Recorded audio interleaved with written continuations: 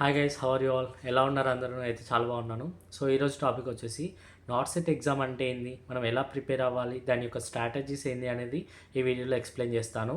So video ఇక్కడ skip చేయకుండా end వరకు చూడండి, అప్పుడే మీకు కొంచెం అర్థమవుతుంది. So let's start the video.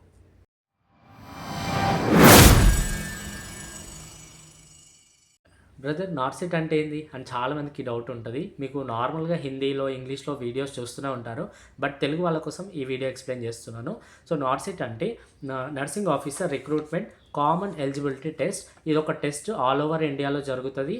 And దీన్ని ఎగ్జామ్ పెట్టిన వాళ్ళు ఎవరు అంటే ఎయిమ్స్ అంటే all Indian institute of medical science, మన యొక్క మెడికల్ గ్రూప్ మొత్తం అంతా మెడికల్ సైన్స్ ఇన్స్టిట్యూట్ మొత్తం కలిసి ఈ యొక్క ఎగ్జామ్ని అయితే పెడుతుంది. దాన్ని మనం షార్ట్కట్లో నార్సెట్ అంటాం. సో ఇది ఓవరాల్ ఇండియాలో ఎగ్జామ్ జరుగుతుంది. దీన్ని బట్టి మీకు ఎవ్రీ 6 మంత్స్కి ఒకటి జరుగుతూ ఉంటాయి అన్నమాట ఎగ్జామ్స్. సో మీకు చాలా ఆపర్చునిటీస్ వస్తాయి, మీరు కూడా ఖచ్చితంగా ట్రై చేయొచ్చు. So first one, understand the exam pattern. అసలు ఎగ్జామ్ అంటే ఏంది, ఎన్ని పార్ట్స్ ఉంటుంది, ఎన్ని సెక్షన్స్ ఉంటుంది అనేది మీరు ఫస్ట్గా ఇది తెలుసుకోవాలి. ఎందుకంటే ఇంతకుముందు లాగా లేదు, ఇప్పుడు కొన్ని చేంజెస్ జరిగినాయి. ఒక 2-3 ఇయర్స్ నుండి చేంజెస్ అయితే జరిగినాయి. సో ఇంతకుముందు ఎట్లా ఉంటుందంటే ఓవరాల్ సిలబస్ నుండి క్వశ్చన్స్ ఇస్తుండే, బట్ ఇప్పుడు ఎట్లా అంటే డివిజన్స్ పెట్టిండు, పార్ట్ 1 పార్ట్ 2 అని. సో ఇప్పుడు నేను ఎక్స్ప్లెయిన్ చేస్తాను. There are 2 types of exam pattern ఉంటుంది. ఫస్ట్ వన్ వచ్చేసి prelims, second one mains. So ఇప్పుడు ప్రిలిమ్స్ గురించి మాట్లాడుకుంటే ఇందులో మనకి 100 క్వశ్చన్స్ వస్తాయి, 100 marks. Each question carries 1 mark. So 80 questions ఏమో నార్మల్ మన నర్సింగ్ రిలేటెడ్ క్వశ్చన్స్ వస్తాయి, 20 క్వశ్చన్స్ ఏమో జీకే క్వశ్చన్స్ వస్తాయి. లైక్ అడిషనల్ క్వశ్చన్స్ కానీ, choose the correct answers and general knowledge, social activities గురించి, సో వరల్డ్ మ్యాప్ గురించి, సో ఇట్లా రాజకీయాల గురించి ప్రతి ఒక్కటి ఇందులో క్వశ్చనింగ్ అయితే అడుగుతాడు. మ్యాప్ ఉంటాయి కదా, సో దానికి సంబంధించిన మీకు అది 20 మార్క్స్ ఇస్తాడు. లాస్ట్ ఇయర్ ఒక అమ్మాయి ఏం చేసింది అంటే 80 మార్క్సే రాసింది, నాతో పాటు రాసిన అమ్మాయి 80 మార్క్స్ది నర్సింగ్ సిలబస్ రాసింది, బట్ 20 మార్క్స్ది ఎగ్గొట్టేసింది. అంటే ఆ అమ్మాయి చూసుకోలేదు సరిగా. సో అందుకనే ఆ 20 మార్క్స్ కూడా పోయినట్టే కదా. సో అందుకని చాలా జాగ్రత్తగా మీరు ముందుగానే ఎగ్జామ్ ప్యాటర్న్ ఎట్లా ఉంటుంది ఏంటి అనేది తెలుసుకోవాలి. సో ఇప్పుడు 80 + 20 టోటల్ 100 మార్క్స్, 100 క్వశ్చన్స్, 100 మార్క్స్ ఉంటుంది. సో టైమింగ్ వచ్చేసరికి 1.5 hour timing and 1/3 negative marks ఉంటుంది. సో ఎట్లా అంటే మీరు 3 రాంగ్ ఆన్సర్స్ పెడితే 1 కరెక్ట్ ఆన్సర్ కట్ అవుతుంది అనమాట. సో జాగ్రత్తగా ఉండాలి ఇక్కడ. సో ఇప్పుడు 100 క్వశ్చన్స్ అని చెప్పిన కదా, అందులో 5 సెక్షన్స్ ఉంటాయి. లైక్ ఈచ్ సెక్షన్, ఒక్క సెక్షన్లో 20 క్వశ్చన్స్ ఉంటాయి. అట్లా 5 సెక్షన్స్ ఉంటాయి. ఒకవేళ మీరు ఆ సెక్షన్ మొత్తం కంప్లీట్ అయిపోయిన తర్వాత మళ్ళీ సబ్మిట్ కొట్టాలి అక్కడ, అది మళ్ళీ రిటర్న్ రాదనమాట. సో అది మీరు క్వశ్చన్స్ చేంజ్ చేసుకోవచ్చు అదే సెక్షన్లో, బట్ మళ్ళీ రిటర్న్ రాదు అది. సో అట్లా సెక్షన్ చేంజ్ అవుతూ ఉంటుంది మీరు దాని టైమింగ్స్ని బట్టి.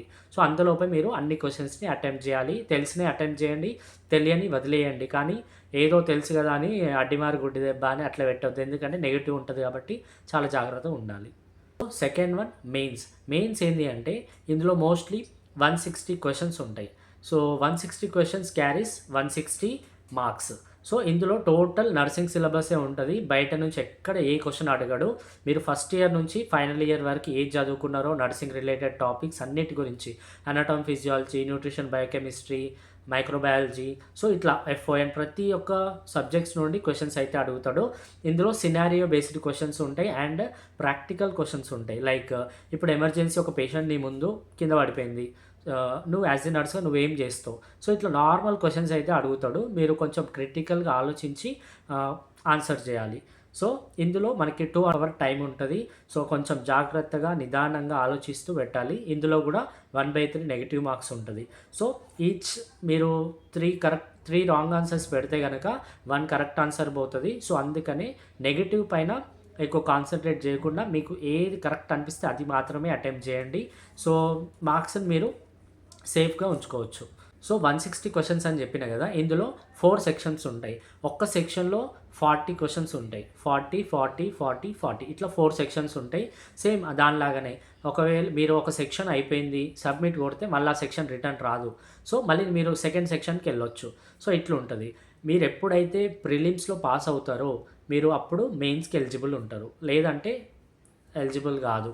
సో అందుకని మీరు ప్రిలిమ్స్ని చాలా జాగ్రత్తగా మీరు ఎంత ట్రై చేస్తే అంత ప్రాక్టీస్ చేసుకోండి. మెయిన్స్ రాయడానికి కూడా ట్రై చేయండి. మరి నార్సెట్ ఎగ్జామ్ రాయాలి అంటే ఎలిజిబిలిటీ ఏంటి అనే డౌట్ ఉంది కదా, సో చెప్తాను. సో బీఎస్సీ చేసిన వాళ్ళైతే BSc nursing 4th year complete అయిపోయిన తర్వాత మీకు నర్సింగ్ లైసెన్స్ రావాలి. నర్సింగ్ లైసెన్స్ నెంబర్ ఉంటుంది కదా, ఎలిజిబిలిటీ నెంబర్. సో ఆ నర్సింగ్ లైసెన్స్ నెంబర్ వచ్చిన తర్వాత మీరు ఎగ్జామ్కి అప్లై చేయొచ్చు. లేదంటే మీకు అప్లై చేసినప్పుడు అది అడుగుతాడు, నెంబర్ అడుగుతాడు, అప్లికేషన్ నెంబర్. సో అందుకని మీరు చాలా జాగ్రత్తగా ముందుగానే తొందరపడకుండా ఆ లైసెన్స్ వచ్చిన తర్వాత రిజిస్ట్రేషన్ నెంబర్ అంటాం. సో ఆ రిజిస్ట్రేషన్ నెంబర్ అక్కడ ఇస్తేనే అప్పుడు వాళ్ళు యాక్సెప్ట్ చేస్తారు, లేదంటే చెయ్యరు. సో జిఎన్ఎం వాళ్ళకి ఎట్లా అంటే అట్లీస్ట్ 50 బెడెడ్ హాస్పిటల్లో 2 years ఆఫ్ ఎక్స్పీరియన్స్ ఉన్నట్లయితేనే యాక్సెప్ట్ చేస్తున్నారు. సో ఎలాంటి బుక్స్ చదవాలి, నార్సెట్కి ప్రిపేర్ అవ్వాలి, నేను జాబ్ తెచ్చుకోవాలి అంటే ఎలాంటి బుక్స్ ప్రిపేర్ అవ్వాలో ఇప్పుడు చెప్తాను. సో ఫస్ట్ వన్ వచ్చేసి ఎన్క్లెక్స్ ఆర్ఎన్ బుక్ ఉంటుంది, చాలా బాగుంటుంది. ఇది కూడా టార్గెట్ హై, నార్మల్గా అందరూ యూజ్ చేసేది ఇదే. పిఆర్ యాదవ్, మిషన్ పరిచర్య అండ్ టెస్ట్ సిరీస్ ఎక్కువగా చూసుకోండి. ప్రీవియస్ పేపర్స్ని కూడా ఎక్కువ రివిజన్ చేసుకోండి, ఎందుకంటే 5 years 10 years నుండి మోస్ట్ ఆఫ్ ద క్వశ్చన్స్ అట్లే ఉంటాయి. మనం నర్సింగ్లో కూడా అట్లే చేసుకుంటాం కదా, సీనియర్లు చదువుకున్న క్వశ్చన్ పేపర్లు అన్నీ కలెక్ట్ చేసుకొని అందులోంచి చదువుకుంటే మోస్ట్లీ అవే రిలేటెడ్ ఉంటాయి కాబట్టి అవే వస్తాయి. సో ఈ కాంపిటేటివ్ ఎగ్జామ్స్లో కూడా అట్లనే మీరు ఒక 5 years 10 years నుండి పేపర్స్ని తీసుకోండి. మీరు తరువుగా ప్రాక్టీస్ చేస్తూ ఉండాలి, రివిజన్ చేస్తూ ఉండండి. అప్పుడే మీకు తెలుస్తుంది ఎలాంటి క్వశ్చన్స్ అడుగుతున్నాడు అనేది. మీరు సెల్ఫ్గా నోట్స్ ప్రిపేర్ చేసుకోండి. అది మీరు మొబైల్లో చూసినా లేదంటే ఎవరైనా క్లాసెస్ విన్నా కానీ సెల్ఫ్గా నోట్స్ ప్రిపేర్ చేసుకోండి. నేను అప్కమింగ్ వీడియోస్లో కూడా నేను షార్ట్కట్ల వీడియో సిలబస్ ఎట్లా ఉంటుంది, ఏమేమి క్వశ్చన్స్ వస్తాయి అనేది ఇన్స్టాగ్రామ్లో నేను షార్ట్ నోట్స్ లాగా ప్రిపేర్ చేసి అప్లోడ్ చేస్తాను. సో చెక్అవుట్ చేయండి. So next one study plan.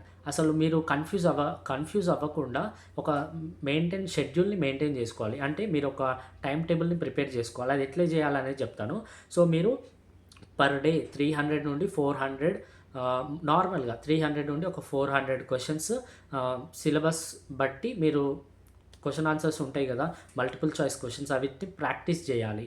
At least 300 లేదంటే 200 అయినా సరే పర్ డే అట్లా మీరు ఆ సిలబస్ని కవర్ చేస్తూ ఒక 1-2 hours దీనికి కూడా టైం ఇవ్వాలి. ఫస్ట్ మీరు తెలుసుకోవాల్సింది ఈజీ సబ్జెక్ట్ ఏది, హార్డ్ సబ్జెక్ట్ ఏందని. అంటే హై ఈల్డ్ సబ్జెక్ట్స్ అంటాం. ఎక్కువగా మోస్ట్ ఆఫ్ ద క్వశ్చన్స్ ఈ హై ఈల్డ్ సబ్జెక్ట్స్ నుంచి వస్తాయి. Like MSN, OBG, psychiatry, community, MHN, FON. So ఇలాంటి సబ్జెక్ట్స్ మోస్ట్లీ ఇందులోంచి ఎక్కువ దిగుతాయి. ఇప్పుడు నార్మల్ డేస్లో అయితే లాస్ట్ 1-2 years నుండి మోస్ట్గా ఎక్కువ అడిగేది psychiatric, community, FON, MSN, OBG. So ఇవి నార్మల్గా ఇందులోంచే మోస్ట్ 80-90% ఇందులోంచే వస్తాయి. సో మీరు ఖచ్చితంగా ఇవి హై ఈల్డ్ సబ్జెక్ట్స్ పైన ఎక్కువ కాన్సన్ట్రేట్ చేయాలి. సో మీరు ఎప్పుడైనా సరే రివిజన్ చేసేటప్పుడు, చదువుకునేటప్పుడు ఒక బుక్ పెట్టుకోండి. లైక్ నార్మల్గా ఇప్పుడు ఇదొక బుక్ ఉంది, సో నేను ఏదైతే చదువుతానో ప్రతి ఒక్కటి ఇందులో రాసుకుంటా. సో నేను అక్కడ చదువుకున్నప్పుడు సో ఓకే ఈ డయాగ్రామ్ ఇట్లా ఉంటుంది, okay placenta previa, okay అబ్రప్షియో placenta, దీని యొక్క డిఫరెన్స్ ఏంటి, అండ్ అందులో ఏది ఎక్కువగా పెయిన్లెస్ బ్లీడింగ్. సో అట్లా మీరు డిఫరెన్స్ తెలుసుకోవాలి, దానికి దీనికి ఏంది అని. మీరు మీకు ఒకవేళ డౌట్ ఉంటే కనుక మీరు ప్రతి సబ్జెక్ట్కి ఇట్లా ఉంటాయి కదా, సో ఇట్లా ఏమంటారు, ఇది ఒక కలర్ స్టిక్కర్స్ పెట్టుకోండి. మీకు ఈజీగా ఐడెంటిఫై చేయొచ్చు ఏ సబ్జెక్ట్ ఎక్కడ ఉంది అనేసి, కన్ఫ్యూజ్ కాకుండా. మీరు ఎప్పుడైతే రివిజన్ చేస్తారో, మీరు ఏదైతే చదువుకున్నప్పుడు రాసుకుంటూ రివిజన్ చేస్తారో అప్పుడే మీకు ఇదొక స్మార్ట్ ప్లాన్ అనమాట. ఎవరు ఇంత ఈజీగా చెప్పరు, బట్ మీరు చదువుకున్నప్పుడు ప్రతి ఒక్కటి మీరు చదివినా సరే డయాగ్రామ్స్ ప్రాక్టీస్ చేసినా, క్వశ్చన్స్ చదువుకున్నా, ఆన్సర్స్ చదువుకున్నా మీరు నోట్స్ ప్రిపేర్ చేసుకోండి.